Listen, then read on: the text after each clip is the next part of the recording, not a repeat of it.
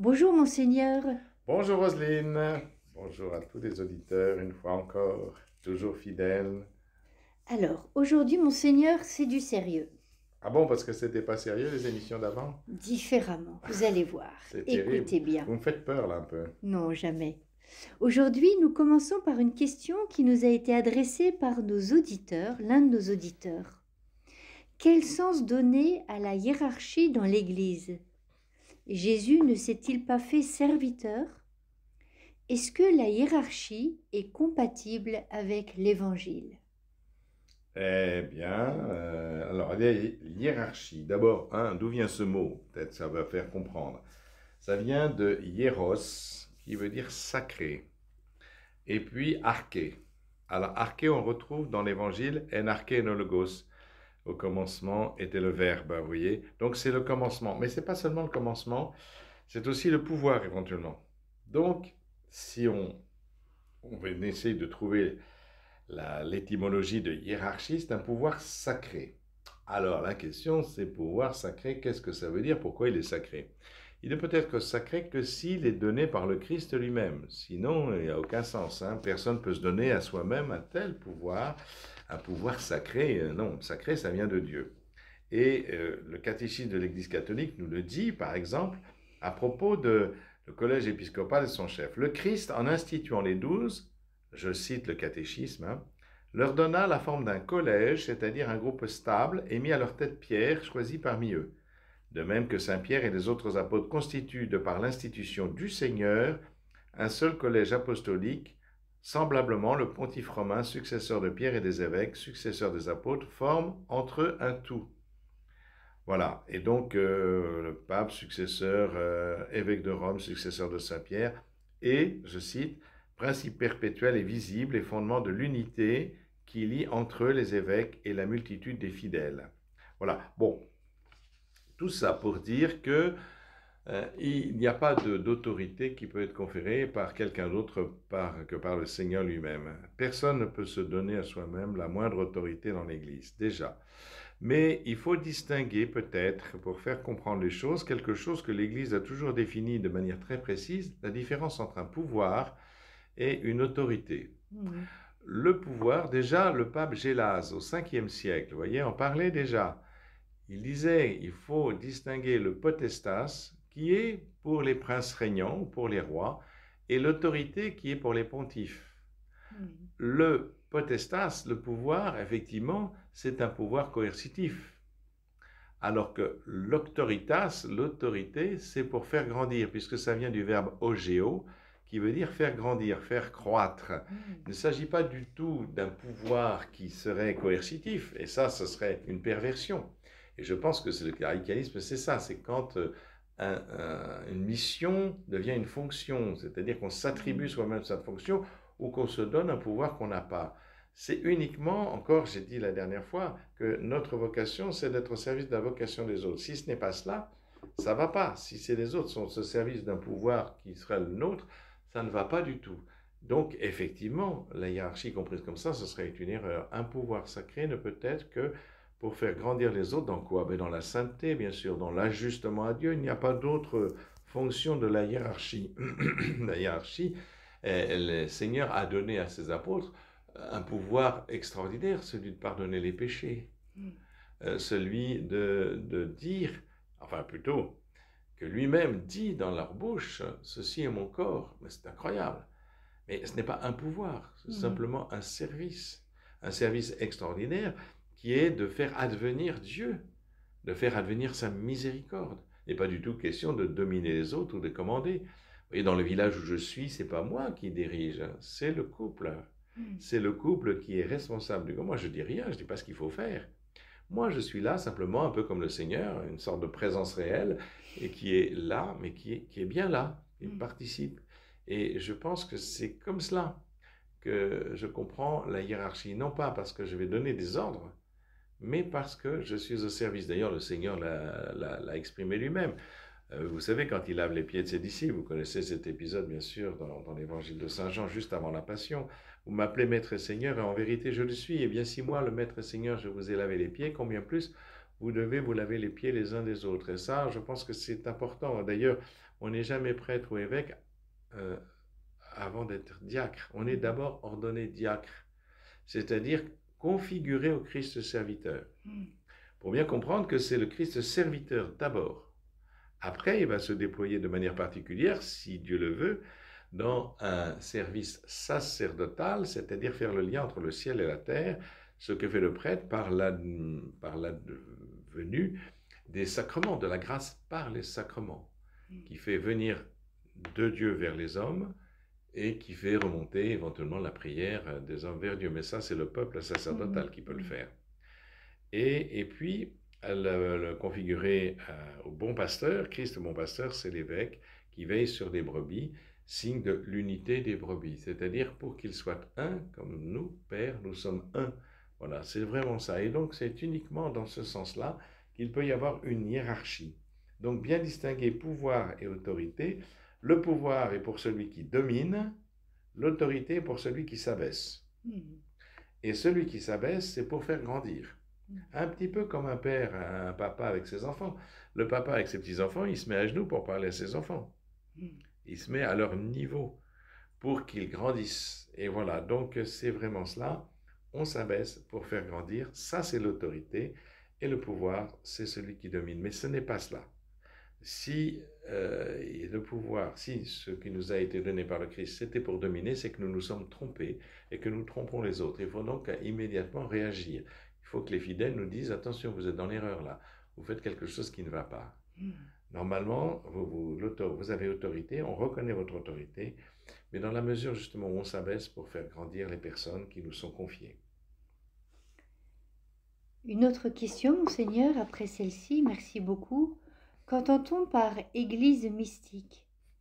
Le Saint-Père distinguait, à la suite du théologien suisse Balthazar, le pôle marial du pôle pétrinien de l'Église, en précisant que le pôle marial était plus important. Qu'est-ce que cela veut dire concrètement? Oh là là là là là, dites donc, il y a des théologiens dans les auditeurs, là, il y a des gens qui, oh là là, et ben, bon, alors on va y aller, on va essayer de vous faire, de dire quelque chose sur cette question. Bon, alors, d'abord l'Église mystique, puisque c'est quand même le terme. L'Église mystique, c'est-à-dire que l'Église est un mystère, mystère de l'union des hommes avec Dieu.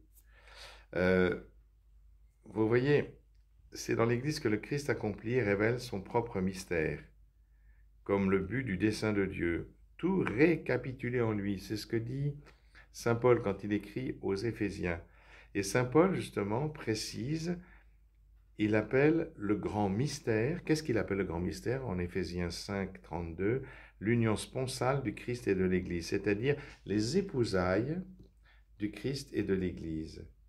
Et l'Église est unie au Christ comme à son époux, et donc du coup, l'Église devient elle-même à son tour mystère. Et vous avez ça dans le catéchisme de l'Église catholique. Si vous cherchez dans ce passage de l'Église, c'est au numéro 772 si vous cherchez. Hein. Donc voilà, c'est important de comprendre, c'est cela, l'Église devient mystère. Elle contemple, Saint Paul contemple le mystère de l'Église et il dit, voilà, le Christ en vous, l'espérance de la gloire. Voilà, c'est pas seulement une institution, vous voyez, une organisation. Si c'est ça, ben, c'est pas intéressant. Je veux dire que non, non. Il faut que l'Église soit mystique, c'est-à-dire qu'elle révèle quelque chose du mystère de Dieu au travers de l'épousaille du Christ et de son Église. L'époux, c'est le Christ. La tête, c'est le Christ. L'Église, c'est le corps du Christ. Chacun d'entre nous est un membre. Et il n'y a pas de membre subalterne. Saint Paul le dira aussi, hein, il l'écrira à plusieurs reprises. Hein. Il n'y a pas de membre subalterne, il n'y a pas de membre pas important.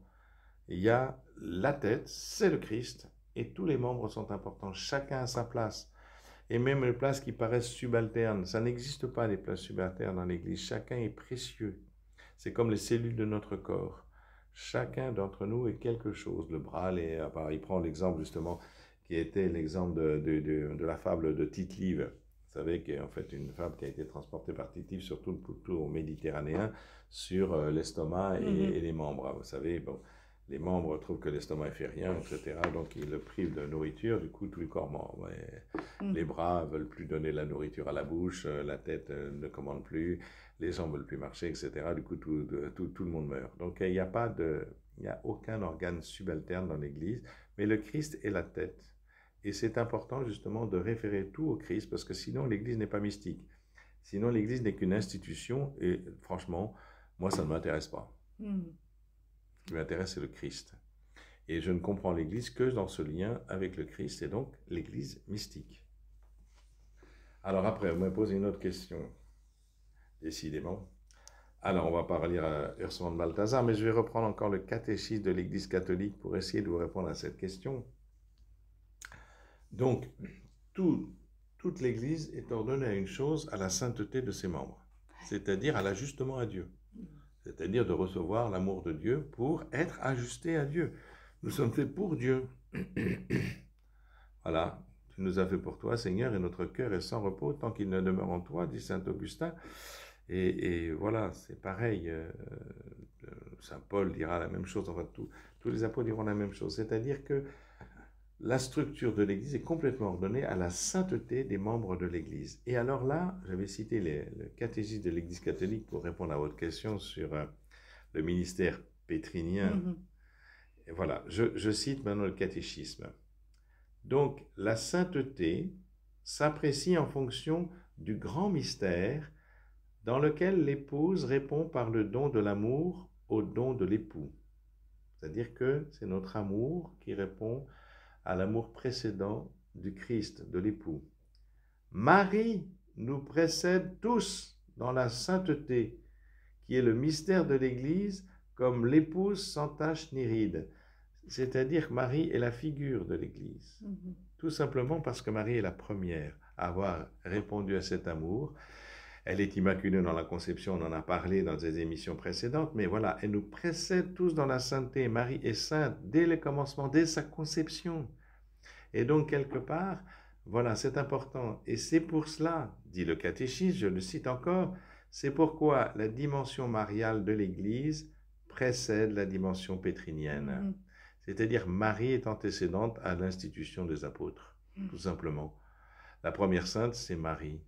Elle est sainte jusqu'au bout, alors que eux, ils ont été choisis par le Christ, mais ils vont tous faillir, ils vont tous chuter, ils vont tous l'abandonner. Après, évidemment, ils reviendront quand ils reverront le Christ. Ils donneront aussi à leur tour leur vie pour le Christ. Et c'est cette dimension pétrinienne, c'est-à-dire de cette Église fondée sur l'institution des apôtres, et fondée sur Pierre en particulier, mais sur l'ensemble des apôtres, c'est-à-dire les successeurs des apôtres, ce sont les évêques, mais la dimension mariale, c'est-à-dire Marie, elle est sainte dès le commencement, et c'est par Marie, signe de l'Église, l'Église dans sa sainteté, dans ce qu'elle doit être, c'est-à-dire cet ajustement à Dieu qu'elle nous permet, justement. C'est pour ça que le catéchisme dit que la dimension mariale de l'Église précède la dimension pétrinienne, c'est-à-dire, voilà, j'espère que j'ai été un peu clair sur ce sujet difficile. Merci les auditeurs. Oui, sujet qui nous emmène loin dans la compréhension à nouveau de notre vie dans la foi et dans l'amour.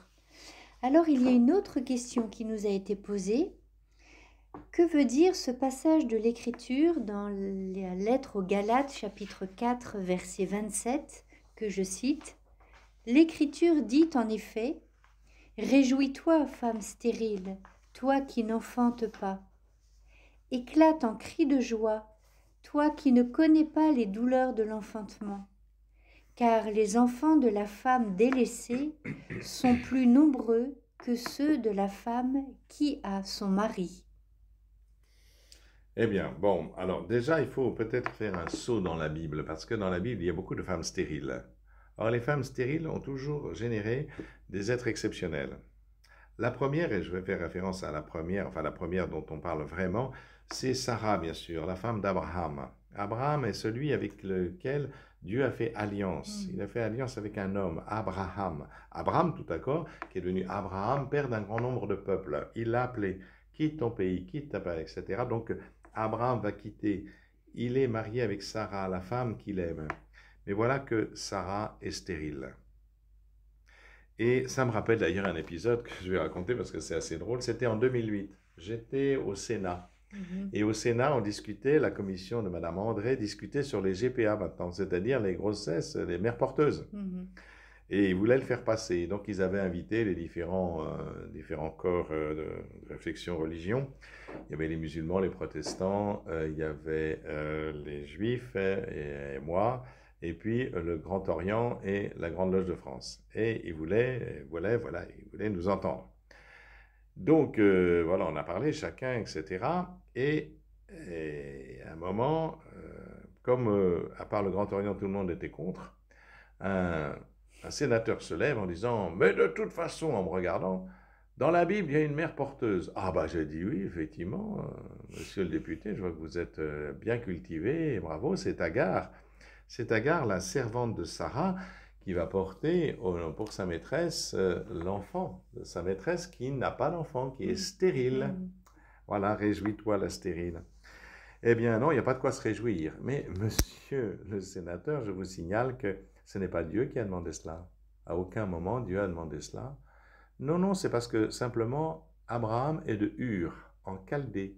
Or, les lois chaldéennes de l'époque, relisez les lois, on retrouve ça dans l'Ipitishtar, on retrouve ça aussi dans le Code d'Hammurabi. Il est écrit dans ces lois, si ta femme ne peut pas avoir d'enfant, c'est la servante de ta femme qui le portera. Donc, ce n'est pas une injonction divine, c'est les lois de l'époque, tout simplement. Par contre, ce qui est dit dans la Bible, c'est Dieu dit à Abraham, tu auras un enfant de la femme que tu aimes.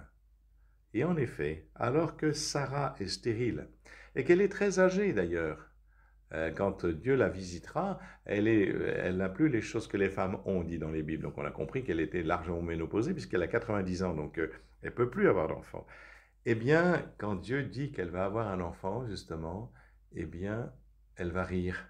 D'où le nom de l'enfant qui s'appelle Isaac, c'est-à-dire celui qui provoque le rire. Eh bien, voilà, ça veut dire, monsieur le sénateur, lui ai-je dit, que la véritable fécondité ne peut naître que de l'amour, et pas des artifices humains, même légaux. Évidemment, il était un peu fâché, il est parti, et j'ai dit, mais c'est bizarre qu'on ne puisse pas discuter avec les sénateurs quand même. Donc voilà, ça c'est très important de comprendre que la fécondité ne naît que de l'amour. Elle n'est pas simplement de choses organiques. La fécondité, c'est le signe de l'amour. C'est d'ailleurs exactement le sens du célibat pour le royaume. Le célibat pour le royaume, on n'a pas d'enfant naturellement. Mais on signifie une fécondité qui est la fécondité de la vie. La preuve, c'est que voyez, la fécondité pour comprendre cela. Alors, les autres femmes, bon, il y a la mère de Samuel, Anne, il y en a beaucoup. Hein. Il y a Rachel, hein, la femme de Jacob, etc., qui est vraiment dans la douleur extrême, puisqu'elle dit « Fais-moi un enfant ou je meurs ». Et puis Jacob lui répond « Mais je ne suis pas Dieu ». Donc voilà, c'est vraiment une souffrance terrible, hein, la stérilité. Mais Dieu explique que la fécondité, c'est l'amour, c'est tout. C'est l'amour qui est fécond. Alors bien sûr, il peut être fécond de manière naturelle, mais aussi de manière surnaturelle, parce qu'on n'enfante pas des enfants pour cette vie seulement. On n'enfante pas des médecins, des polytechniciens, on enfante pour la vie éternelle. Quand je fais un enfant, c'est pour qu'il ait la vie éternelle. C'est pas simplement pour qu'il fasse 80 ans sur la terre. Sinon, et c'est ce que je vous disais, le célibat pour le royaume, c'est ça. Nous sommes ordonnés à la vie éternelle. Notre fécondité, c'est de permettre aux personnes d'entrer dans la vie de Dieu, c'est-à-dire dans la vie éternelle. Voilà la fécondité. Et voilà pourquoi ce texte signifie qu'une véritable fécondité, réjouis-toi la stérile effectivement de manière organique, parce que au-delà de la stérilité ou de la fécondité naturelle, il y a ce qui est accessible à tous, la fécondité surnaturelle qui est obtenue par la capacité d'aimer comme Dieu. Merci. Est-ce que nous avons le temps pour une dernière question? Oui, la douleur de l'enfantement. Non. Si, oui, c'est ça, les douleurs de l'enfantement, oui. Ah, nous, l'enfantement, alors oui, c'est vrai qu'elles existent, les douleurs de l'enfantement, mais il s'agit plus de la création qui gémit en travail d'enfantement. Alors, parce que c'est vrai, moi je me rappelle d'un accouchement, oh là là, j'ai fait des accouchements, si vous voulez. Il y en avait une, Mon Dieu, c'était horrible. J'ai jamais eu un accouchement pareil. Elle hurlait quand je l'accouchais. Mhm. J'étais en sueur, je n'en pouvais plus. Elle me disait, mais tuez-le, cet enfant, tuez-le, tuez-le. Oh là là là, je dis, merde, elle est complètement là. Alors, bon, j'accouche, je mets l'enfant. Et dès que l'enfant était sur son ventre, ah, mon petit chéri, mon petit amour, etc. J'ai dit, ça, c'est le comble. Il y a 2 minutes, elle voulait que je le tue. Ouais. Et là, j'ai compris ce que le Seigneur disait. Quand il dit dans l'Évangile, vous savez, la douleur de l'enfantement, la femme oublie les douleurs de l'enfantement quand l'enfant est là. Et c'était une illustration parfaite. Mais voyez, quand on parle des douleurs de l'enfantement, il s'agit bien sûr de cela, mais il s'agit aussi de cette création qui gémit en travail d'enfantement, comme le dit saint Paul. Hein. C'est-à-dire, et qui sont les accoucheurs, là, justement? Mais les accoucheurs, c'est nous tous, c'est l'humanité. Dieu a créé une création bonne. Dieu vit que cela était bon. Il a créé l'homme très bon. Et il nous a dit justement, cultiver le jardin. C'est quoi? C'est prendre soin. Prendre soin de la maison commune. Qu'est-ce que nous faisons de cette maison commune? Et ça, c'est quand même une question importante. Comment allons-nous justement permettre, c'est le pape qui l'a dit justement dans Laudato aussi, hein, de cette création devenir très bonne. Elle gémit en travail d'enfantement. Bien sûr, c'est le retour de Christ que tout sera accompli véritablement et que cette création sera achevée dans la transfiguration de l'amour. Mais en attendant, nous avons une responsabilité. Et nous sommes dans les douleurs de l'enfantement, et peut-être dans les douleurs, ça c'est sûr. Mais justement, est-ce que la douleur que nous ressentons en voyant tout ce qui se passe autour de nous, c'est en vue d'un enfantement ou si c'est en vue du désespoir? Restons sur les chemins de l'espérance, Monseigneur. Merci beaucoup pour cet enseignement éclairant. Et nous vous disons avec joie à la semaine prochaine. À la semaine prochaine, Roselyne.